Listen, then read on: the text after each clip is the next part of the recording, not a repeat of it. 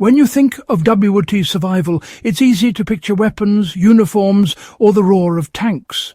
But honestly, the real test of endurance wasn't fought with steel.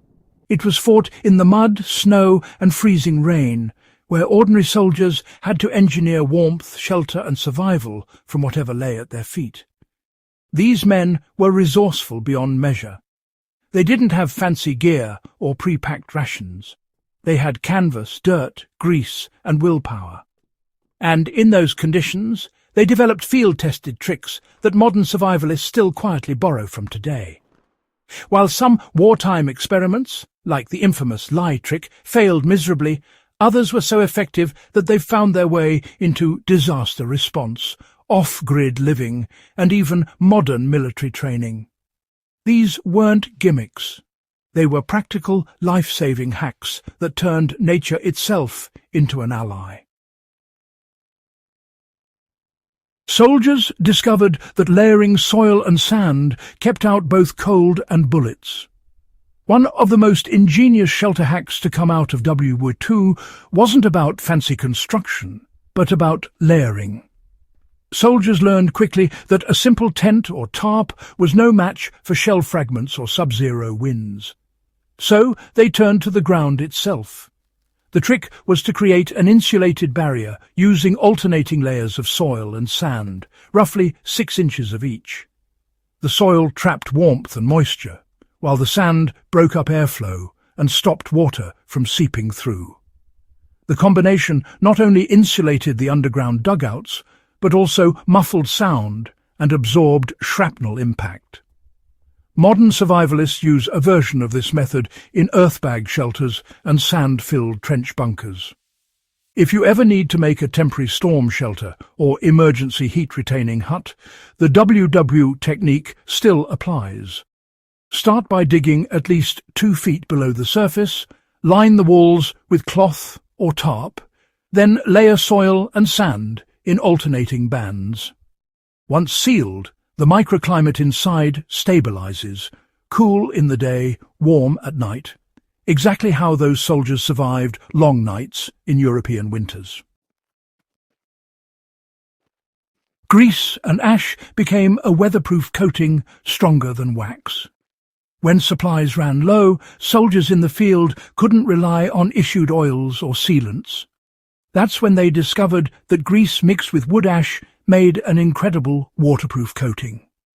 The mix was applied to boots, canvas, and even dugout walls. The grease filled fibres and pores, while the fine ash acted as a natural binder, neutralizing odours and preventing mould. Once heated slightly by a nearby fire, the mixture hardened into a matte grey seal that repelled rain and dew far better than plain oil. This method has been rediscovered in the off-grid community today, particularly for treating canvas tarps, tool handles, and wooden shelters. You can replicate it easily. Mix animal fat or vegetable grease with sifted wood ash until it forms a smooth paste. Rub it into any fabric or wood surface, then warm it slightly over a fire or in the sun. Within hours, you'll have a durable, water-repelling coat that lasts weeks. It's messy but effective, the same method that kept soldiers' gear dry when supply lines failed. Clay and straw weren't just for walls, they were used as living insulation. WWII soldiers were masters of improvisation. When trapped in static positions for weeks, they built semi-permanent shelters using local materials, especially clay and straw. Mixed together, these materials created a natural insulation that retained heat, hardened when dried, and remained breathable enough to prevent moisture build-up. Soldiers would smear the mixture over dugout roofs, trench walls, and even barrels converted into stoves to hold heat longer. This ancient material blend, known as cob or daub, remains a cornerstone of natural building today. The principle is the same whether you're patching an old barn or fortifying a modern earthen home. Mix clay-rich soil with chopped straw and a little water until it forms a pliable dough. Spread it over a surface in layers, letting each dry slightly before adding the next. It's sustainable, nearly free, and still one of the best insulators against wind and frost. Soldiers didn't know the chemistry behind it. They just knew it worked. A major killer in early trench warfare wasn't bullets, it was suffocation. Bunkers built without airflow would trap smoke, moisture, and carbon dioxide. The fix came from clever improvisation. Soldiers began installing simple air vents using hollow reeds, tin cans, or even rolled-up canvas tubes.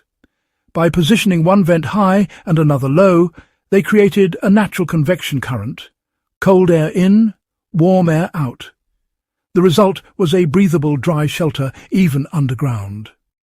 If you're ever building a root cellar, storm bunker, or underground shelter today, this principle is essential. Fresh air doesn't just prevent discomfort, it prevents mold and carbon buildup that can become lethal in closed spaces.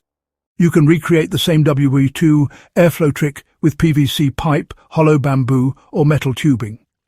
Just remember, one vent must sit near the floor as the inlet, and the other near the roof or exit as the outlet. Those simple vents kept soldiers alive for months. Circusin distantan tamasachamazasan denand misamahasantan mais.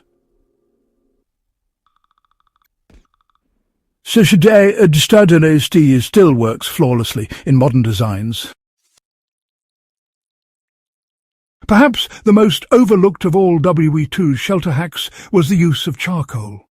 Soldiers burned wood in low oxygen pits to create charcoal, which they used for more than fuel. They packed it into sandbags and layered it inside bunkers and trenches to absorb odours, moisture, and even toxins. When mixed into mud walls, charcoal stabilized the structure and prevented bacterial growth. This wasn't pseudoscience. Modern studies have confirmed that charcoal absorbs ammonia, formaldehyde, and other gases that accumulate in enclosed spaces. Today, this same trick is the foundation of biochar soil enhancement and emergency air filtration. You can use homemade charcoal to filter air, dry damp basements, or fortify soil in gardens. If you ever need to purify contaminated water or deodorize a shelter, crush charcoal into small granules, pack it into a cloth bag, and run water or air through it slowly. We soldiers didn't have laboratory-grade filters. They had ingenuity and carbon, and that was enough. The real beauty of these U2 survival tricks lies in their simplicity. They required no modern materials, no special training, and no dependence on external supply. Soldiers used what they had, dirt, grease, straw, and ash, to build systems that sustained them through freezing nights and unending battles. The lessons still hold true for anyone preparing for emergencies, living off-grid, or just wanting to reconnect with practical self-reliance. When you strip survival down to its core, it's about balance, between warmth and breathability, between dryness and protection, between chemistry and nature. The soldiers who discovered these techniques weren't inventors in a lab. They were men who learned to listen to their environment. And that's why their lessons endure.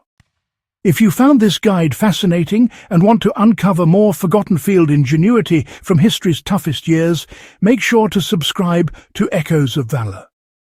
Every episode dives deeper into the lost tricks, failed experiments, and enduring lessons that shaped the survival tactics we still use today. Share this with a friend who appreciates real history, because these stories aren't just relics, they're roadmaps for resilience.